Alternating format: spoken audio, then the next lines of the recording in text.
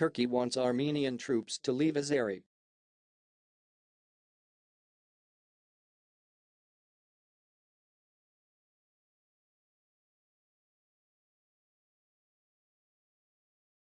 Amid a failed ceasefire in the disputed Nagorno-Karabakh region, Turkish Defense Minister Hulusi Akar again expressed Ankara's support for Azerbaijan to take back its own land.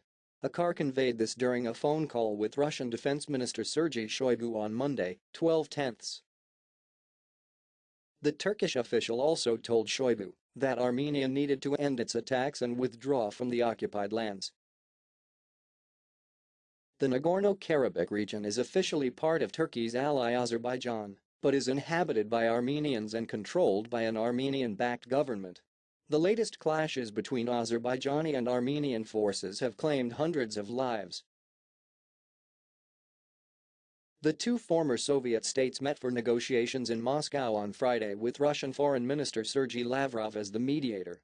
After 10 hours of tough negotiations, the two sides agreed to a temporary ceasefire which took effect on Saturday, 10/10. However, both Armenia and Azerbaijan have since accused each other of launching new attacks.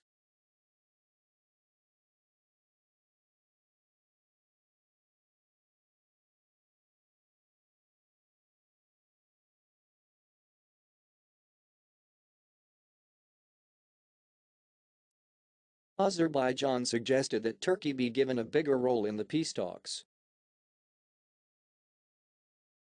Asked about the advice on Monday, Russian Foreign Minister Sergey Lavrov said that no changes were being considered in the format of the talks. The joint statement in Moscow confirms the permanence of the negotiation process, the format of the talks, he was quoted as saying by the Azerbaijan Salam news agency. Ankara previously hailed the Moscow deal as an important first step, but warned that it would not replace a permanent peace agreement. During a phone call between Akar and Shoigu on Monday, 12/10, Akar warned that Azerbaijan will not wait another 30 years for a solution. EU calls for negotiations over breaches of Nagorno-Karabakh ceasefire. Reports of the continuing fighting prompted German Chancellor Angela Merkel to contact her Armenian counterpart by telephone on Sunday evening, the press bureau said, without providing further details. The Armenian armed forces wrote on its Facebook page that Azerbaijan had attacked settlements in the region on Sunday, while Armenia complied with the agreement. However, Azerbaijan accuses Armenia of shooting into villages and cities, killing 9 civilians and injuring dozens of others, including a paramedic who was badly injured while searching for victims. Lawrence Browers, director of the Caucasus program of the London-based international peace organization Conciliation Resources, told DW that the ongoing fighting had radicalized people across the region and made it difficult for leaders to step down and meet the requirements of a humanitarian ceasefire. Browers warned that the ceasefire was in a very dangerous place and that there could be more violence in the coming days.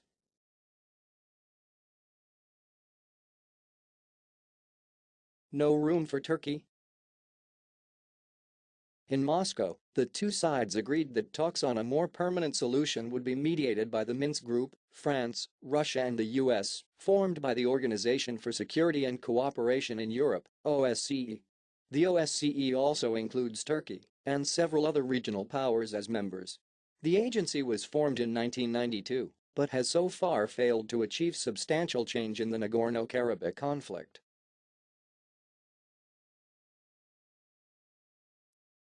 Azerbaijan suggested that Turkey be given a Asked about the advice on Monday, Russian Foreign Minister Sergey Lavrov said that no changes were being considered in the format of the talks. The joint statement in Moscow confirms the permanence of the negotiation process, the format of the talks, he was quoted as saying by the Azerbaijan Salam news agency. Ankara previously hailed the Moscow During a phone call between Akar and Shoigu on Monday, 12/10, Akar warned that Azerbaijan will not wait another 30 years for a solution. The head of foreign policy of the European Union (EU), Josep Borrell on Sunday, 11/10, expressed his deep concern over the ceasefire violations that have occurred between neighboring Armenia and Azerbaijan in the disputed Nagorno-Karabakh region. It is with great concern that we note reports of continuing military activity targeting civilian targets as well as civilian casualties, Borrell said in a statement. He added that the EU urged Armenia and Azerbaijan to engage in substantive negotiations without delay under the aegis of the Minsk Group.